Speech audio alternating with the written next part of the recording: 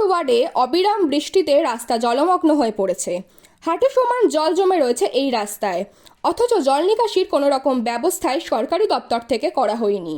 সাধারণ মানুষকে এই জল পেরিয়েই কর্মস্থল, স্কুল, কলেজ, বাজারে প্রতিদিনই যেতে হচ্ছে।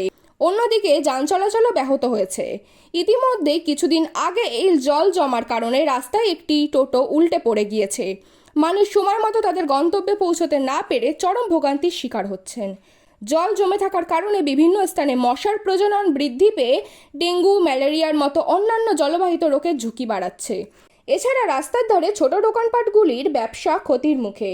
জল জমাট বাঁধার কারণে ক্রেতাদের যাতায়াত সেই স্থানে বন্ধ হয়ে যাচ্ছে।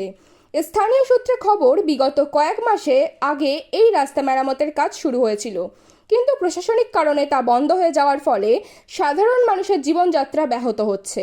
প্রশাসনের কাছে অনুরোধ রাস্তাটিকে মেরামত করার জন্য এবং খুব শীঘ্রই জল নিকাশির ব্যবস্থার সমাধান করা।